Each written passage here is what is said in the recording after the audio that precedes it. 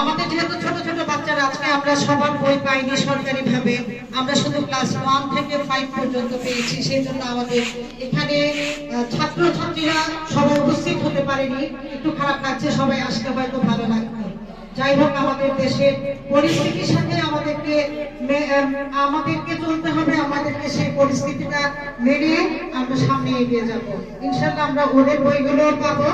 তবে আজকে যারা আসছে আমি তাদের উদ্দেশ্যে বলবো, এই ছোট্ট বাচ্চারা প্রথমত নতুন বইটা পেয়ে খুবই খুশি হয়, এবং এই বইগুলোর মধ্যে পাঠ্য বইগুলো যারা তৈরি করেন তারা কিন্তু আমাদের দেশের জ্ঞানী এবং অনেক চর্চা করে, অনেক মেধা খাটিয়ে একটা বই আমাদের জন্য বছর শেষে আমাদের শুরু করতে উদ্বুদ্ধ করে। তো সেই বইটা আমরা যেন মানে অবহেলা না করি। এই বইয়ের মধ্যে যে ছবি আছে, বিশেষ করে ছোট বাচ্চাদের, এই ছবির মাধ্যমে অনেক কিছু শেখা যায়। শুধু ছবিটাকে ছবি না, এটাকে আমাকে উপলব্ধি করে এটাকে আমাকে শিখতে হবে। আর ছোট বাচ্চারা, আমি আমাদের টিচার এবং অভিভাবকদের উদ্দেশ্যে বলবো যে বইটা যেন তাদের আনন্দের হয়, এই বইটা যেন তাদের কাছে কষ্টের মনে না হয়, অর্থাৎ আনন্দের সাথে যেন সে শিক্ষা লাভ করতে পারে। আর আমি আমাদের স্কুল সম্পর্কে একটু বলবো, সেটা হচ্ছে মোহাম্মদপুর রেসিডেন্সিয়াল স্কুল।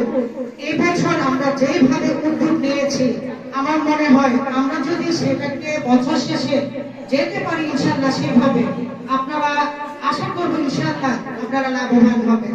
আপনারা স্কুলের পাশে থাকবেন এবং শুধু যে আপনাদের মতো করে আপনাদের কাজ করবেন সেভাবে হবে না, স্কুলকেও আপনাদের স্কুল কি চাচ্ছে সেভাবেও কিন্তু যেতে হবে।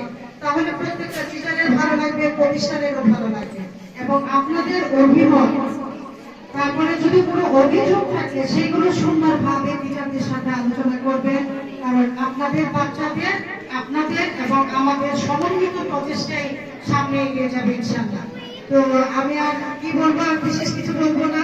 এই প্রযুক্তির এই সময়ে শুধু প্রযুক্তি নয়, বই হোক আমাদের জ্ঞানের একটা মূল্যবান মাধ্যম, এবং সেটা চর্চা করে আমরা যারা মানুষ হতে পারি সেই দোয়া করে কামনা করে আমি আমার বক্তব্য শেষ করছি। আসসালামু আলাইকুম।